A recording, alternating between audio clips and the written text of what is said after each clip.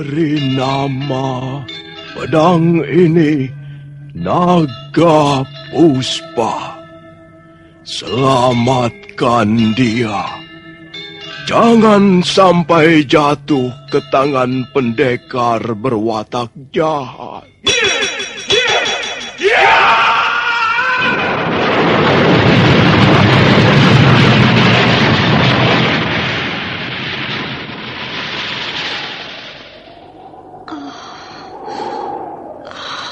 Kakang Kamandanu, kau masih juga tidak percaya bahwa aku mencintaimu. Meisin, maafkan aku, Meisin. Meisin. Meisin!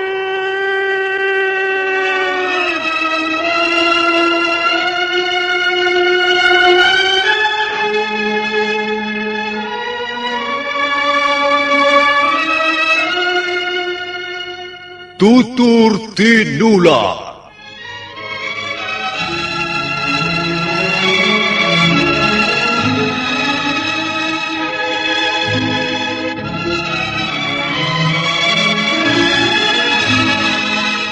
Sebuah sandiwara radio serial, produksi Sanggar Cerita dan teater Sanggar Prativi. Sebuah kisah dengan latar belakang sejarah runtuhnya Singasari dan berdirinya Kerajaan Majapahit.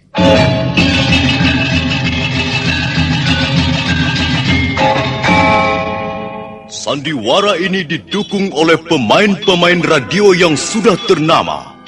Ferry Fadli, Ivone Rose, dan Eli Ermawati.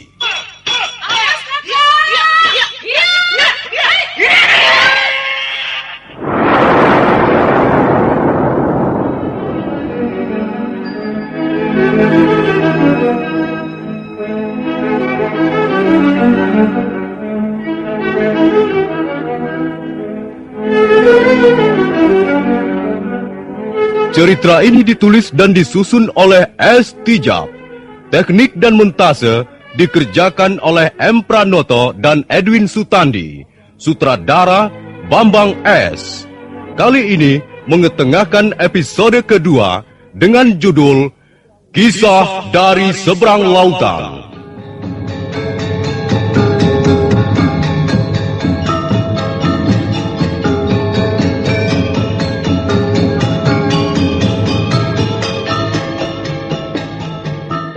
Dalam seri yang ke-56 ini didukung oleh para pemain Iwan Dahlan sebagai Rake Dukut, M. Abud sebagai Sokol, Surya Tanjung sebagai Jaran Lejong, Edi Juni sebagai Puye, Ivonorus sebagai Sakawuni, dan Nusri pembawa cerita. Selamat menikmati.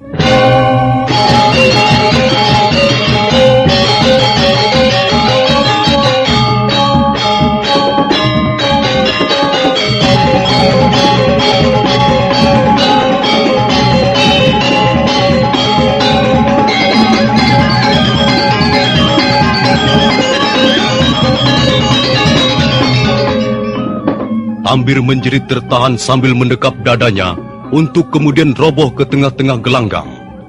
Para penonton menjadi gaduh. Jaran Lejong segera melompat ke tengah-tengah gelanggang dan setelah memeriksa Tambir, dia membentak agar penonton diam. Suasana seketika menjadi sunyi. Jaran Lejong menuding ke arah Sokol yang masih menggenggam kampaknya di sudut gelanggang. Sokol, apa kau sudah merasa paling jago hingga kau berani berbuat seenakmu atas nyawa manusia? Ayo lihat Tambir, lawan tandingmu itu. Cepat lihat. Sokol memasukkan kembali kampaknya, kemudian pelan-pelan mendekati tubuh Tambir yang diam tergeletak di tengah gelanggang. Oh, tidak mungkin. Apanya yang tidak mungkin?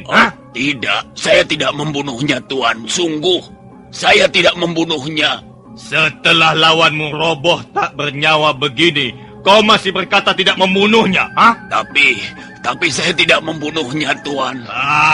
Kau harus dihukum berat, Sokol. Tapi Tuan, Ini bukan perbuatan saya, Tuan. Kau masih mau mungkir? Pada saat itu, sebuah bayangan berkelebat muncul dari arah penonton, langsung melompat ke tengah-tengah gelanggang.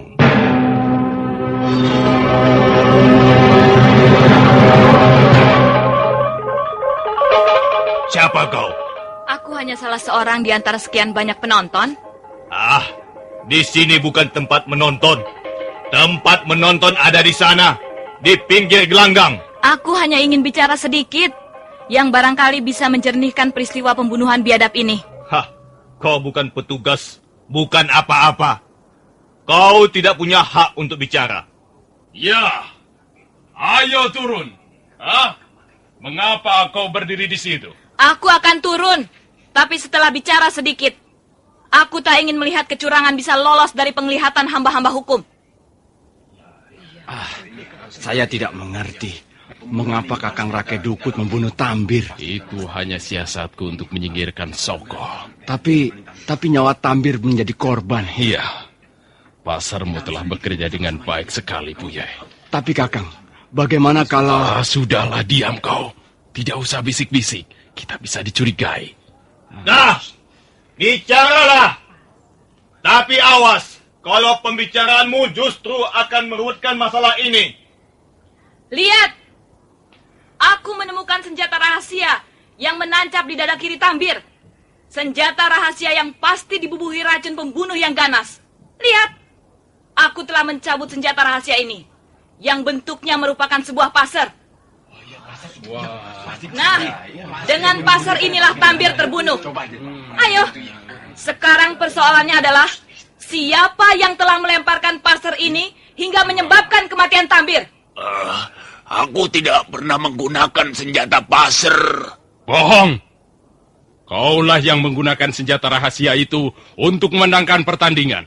Kau curang! Kau pendekar berhati licik. Sungguh. Saya tidak pernah menggunakan senjata rahasia macam begitu. Semua orang tahu, Sokol ahli bermain kampak, bukan tukang membokong dengan pasar. Sokol, kalau kau ingin mewakili 4 desa, kalau kau ingin bertanding di pelataran Candi Sorabana, pergunakanlah cara-cara yang baik, yang kesatria. Tidak, aku telah difitnah. Ada orang telah sengaja melempar senjata itu untuk memfitnah aku. Tunggu. Apa betul kau tidak pernah menggunakan senjata rahasia, Sokol? Tidak pernah, Tuan. Kalau bukan kau, lalu siapa? Siapa yang tahu di antara kalian? Katakan saja terus terang padaku. Siapa orang yang biasa menggunakan senjata rahasia macam begini? Siapa yang biasa menggunakan pasar? Agaknya mereka tidak berani berterus terang. Katakan saja terus terang. Sebut nama orang itu.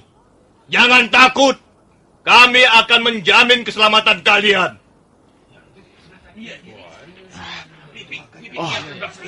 Bagaimana Kakang Dukut? Tenang saja. Mereka bisa membunuh aku beramai-ramai, Kakang. Puye. Orang yang bernama Puye, maju ke depan.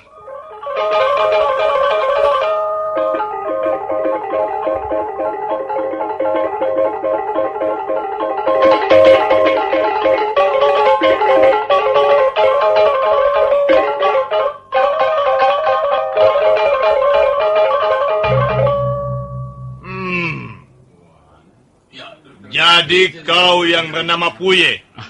Iya, benar Tuan. Saya Puye. Apakah kau biasa menggunakan senjata rahasia macam ini? Jawab terus terang. Jangan pelintat-pelintut. Kalau kau berdusta, kau bisa dihukum picis. Tahu hukuman picis kan? Kulit tubuhmu akan disayat-sayat pisau dan dibubuhi garam. Iya Tuan. Benar. Benar. Benar apa? Benar. Saya biasa menggunakan senjata pasir. Nah, kalau begitu, senjata rahasia ini milikmu. Benar, Tuan. Nah, sekarang pertanyaanku terakhir. Apakah kau yang telah melempar senjata ini dari arah penonton? sehingga menyebabkan kematian Tambir? Tidak Tuan. Saya tidak melakukannya. Ayo jawab yang betul, jawab! Dia pasti bohong itu. Diam kalian semua! Diam! Kalau kalian gaduh begini, aku tidak bisa mengusut peristiwa ini dengan baik. Ayo Puye, akuilah bahwa kau yang telah melemparkan senjata ini. Sungguh Tuan, saya tidak melakukannya. Bagaimana kau tidak melakukannya? Hah? Jelas senjata rahasia yang menewaskan Tambir adalah kepunyaanmu. Banyak saksi bahwa kaulah yang biasa menggunakan senjata rahasia macam begini. Akuilah saja Puye. Tapi saya benar-benar tidak melakukannya Tuan. Puye, kau belum mengenal siapa aku. Hah? Jaran Lejong dulu juga orang berandalan. Jaran Lejong pernah hidup bertahun-tahun dalam dunia kejahatan. Dan aku adalah orang yang mudah panas hati. Kalau kau masih juga tidak mau mengakui perbuatanmu, aku bisa berlaku kejam. Bahkan sangat kejam.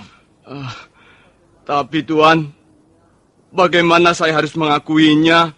Saya benar-benar... Bukti! Bukti sudah cukup bahwa kau yang membunuh Tambir. Tidak Tuan, saya tidak membunuhnya. Puye, tunggu. Siapa kau? Namaku Rake Dukut. Aku turun ke gelanggang ini untuk ikut bicara atas nama keadilan. Apa maksudmu dengan atas nama keadilan? Kukira Puye telah diperlakukan dengan tidak adil. Bagaimana kau bisa berkata begitu? Iya, Puye telah ditekan. Dia telah dipaksa untuk mengakui apa yang tidak pernah dilakukannya.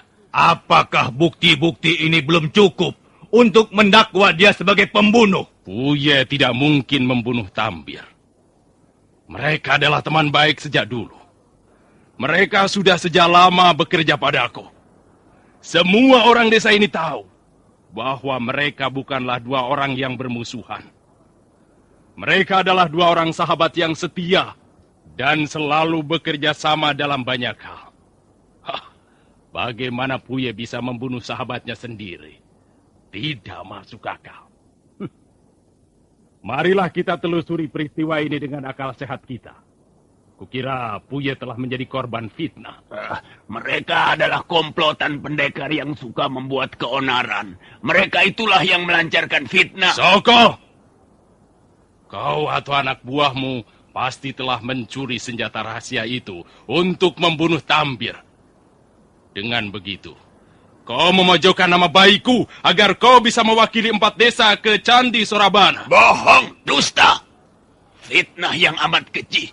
Dialah yang memfitnah aku.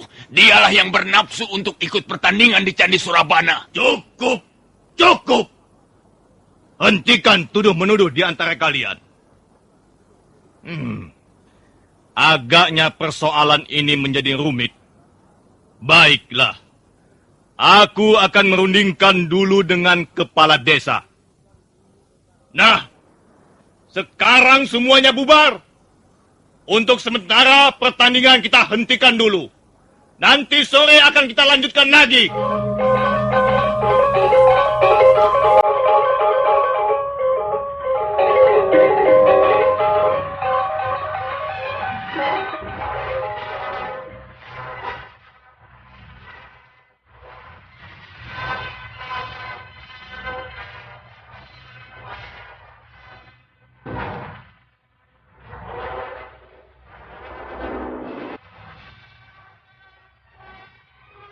Puye, kau tidak usah khawatir. Mereka tidak akan bisa menuduhmu tanpa bukti-bukti yang kuat. Mereka hanya akan membuang-buang waktu dengan berunding-runding macam begitu. Puye, ada apa kau ini? Mengapa kau kelihatan murung? Aku tidak apa-apa. Kau tidak usah takut. Aku tidak takut. Aku hanya sangat menyesalkan peristiwa ini. Menyesal? Ya. Kau menyesal? Apanya yang perlu kau sesalkan, Puye? Sebagian dari rencanaku sudah berjalan dengan mulus. Tinggal gongnya saja yang kita tunggu berbunyi. Semua sudah lancar. Kau tidak perlu menyesal. Tambir. Kasihan Tambir. Kau menyesalkan kematian Tambir. Tambir. Dia adalah sahabat yang baik. Mengapa dia harus mati dengan cara begini? Sudahlah. Tak perlu kau sesalkan kematiannya. Bagaimana tidak, Kakang? Dia selama ini sudah bekerja dengan baik untukmu. Dia setia. Tapi... Aku harus menempuh cara ini, Puye. Cara yang kau tempuh sudah melewati batas, Kakang. Bahkan kau sampai hati membunuh orang kepercayaanmu sendiri. Kau tega sekali. Kau kejam. Aku bilang sudah. Jangan bicarakan lagi soal itu. Tidak, Kakang Dukut. Aku tidak bisa dilarang membicarakan soal ini. Hati nuraniku lah yang akan berontak. Aku tidak rela melihat cara Tambir menemui ajalnya. Buye! Dia adalah sahabatku. Aku tidak akan tinggal diam. Apa maksudmu? Kakang Dukut, selama ini aku dan Tambir setia menuruti perintahmu. Kami setia menjadi gedibalmu. Kami tak pernah menolak apa yang kau suruh kerjakan. Kami tak pernah membantah. Kami tak pernah menentang. Kami tak pernah membangkang. Bahkan Tambir tetap setia sampai menjelang ajalnya di tengah gelanggang akibat kekejamanmu. Dia kau suruh melawan Sokol yang jelas mempunyai tingkat kemampuan lebih tinggi. Tapi dia tidak menolak. Dia menurut seperti seekor kerbau diberi makan rumput. Dia menurut seperti seekor kambing. Tapi apa akhirnya?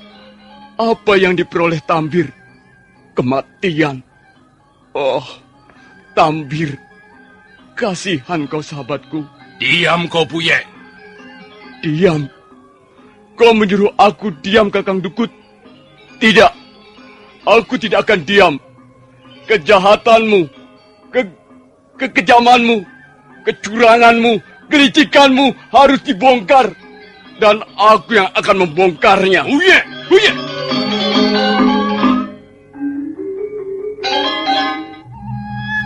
Kurang ajar, Puye. Dia bisa merusak rencanaku. Dia bisa membahayakan keselamatanku. Dia harus menyusul Tambir.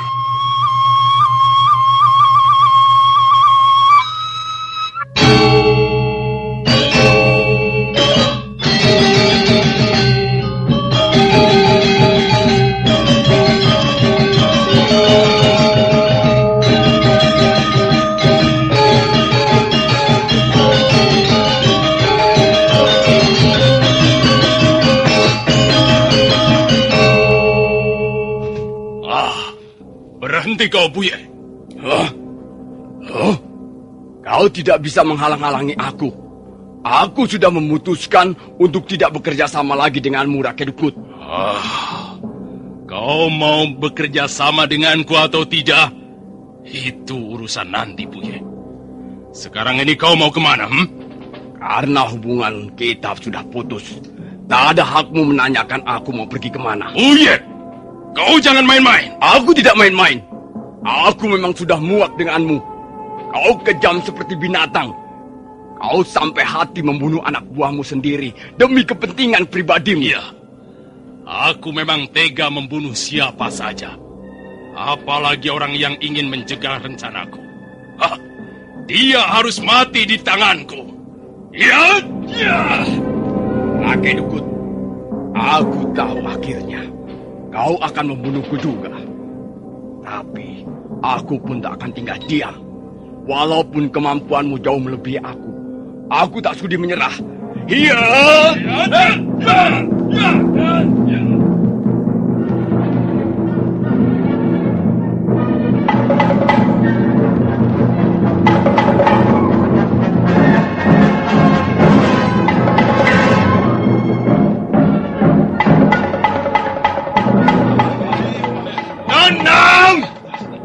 Tenanglah kalian semua. Persoalan ini semakin bertambah rumit. Lihat, sekarang 2 mayat tergeletak di tengah gelanggang ini. Yang pertama adalah mayat Tambir, dan kedua adalah mayat Puye yang ditemukan seorang warga desa di tepi belukar tak jauh dari rumahnya. Dengan kematian Puye, maka rahasia kematian Tambir menjadi lebih gelap. Tapi kami, aku dan kepala desa Tebu ini, berikut pamong desa yang lain telah mengambil kata sepakat. Rake Dukut dan Sokol akan kami ajukan sebagai dua orang tertuduh dalam perkara ini. Adapun siapa sebenarnya yang harus bertanggung jawab atas dua pembunuhan itu, akan kita lihat sendiri nanti. Rake Dukut dan Sokol harap turun ke gelanggang untuk diperiksa.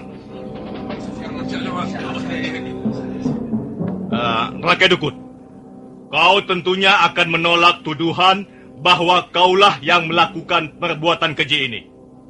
Membunuh Tambir dan Puye dengan senjata rahasia milik Puye. Tuduhan atau dakwaan tanpa bukti mencerminkan ketidakadilan. Dan kau, Sokol, kau pun pasti tidak akan menerima begitu saja tuduhan dan dakwaan ini. Saya tidak menerima karena saya tidak merasa melakukannya, Tuan. Saya tidak pernah menggunakan senjata rahasia Paser. Dan apa untungnya saya membunuh Puye? Kukira Puye terbunuh karena si pembunuh takut rahasianya terbongkar. Nah, kaulah yang tak ingin rahasiamu terbongkar. Siapa tahu kau kerjasama dengan Puye, anak buahku. Lebih masuk akal kau yang kerjasama dengan Puye. Karena dia memang anak buahmu, Rake Dukut. Jangan memutarbalikkan alasan. Puye memang anak buahku. Tapi sudah beberapa kali dia menunjukkan ketidaksetiaannya padaku. Lain halnya dengan Tambir. Maka tidak mustahil dia mengkhianati aku. Orang seperti Puye hanya mengejar uang. Dengan imbalan 10-20 tali, dia akan mau saja disuruh melakukan sesuatu. Kau memang berhati busuk, Rake Dukut. Sekarang kau mencoba memfitnah anak buahmu sendiri. Kaulah yang berhati culas, Sokol. Kau terlalu bernafsu mengikuti pertandingan di pelataran Candi Sorabana. Tapi kau tak mampu mengukur kemampuanmu. Kau tidak pantas menjadi wakil 4 desa. Kembalilah ke Jongan dan bertani saja di sana. Jangan lagi menjadi pendekar. Sekalipun aku tidak pantas mewakili 4 desa, tapi aku bangga menjadi pendekar yang bersih. Bukan seperti Rake Dukut. Nama besarmu penuh dilumuri perbuatan-perbuatan busuk. Kaulah yang busuk. Rake Dukut, jangan berteriak-teriak seperti lagak para jago pilih tanding. Aku tantang kau berkelahi di gelanggang ini. Bagus. Memang sudah sejak lama aku menunggu kesempatan ini, Sokol.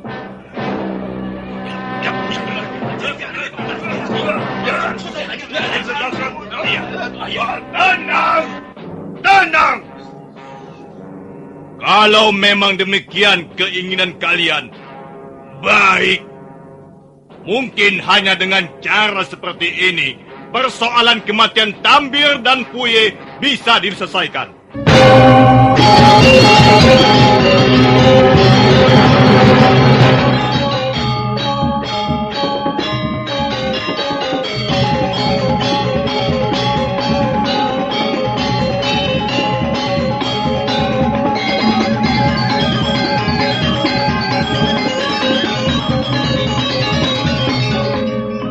Sokol dan Rake Dukut sudah berdiri dengan kuda-kuda masing-masing.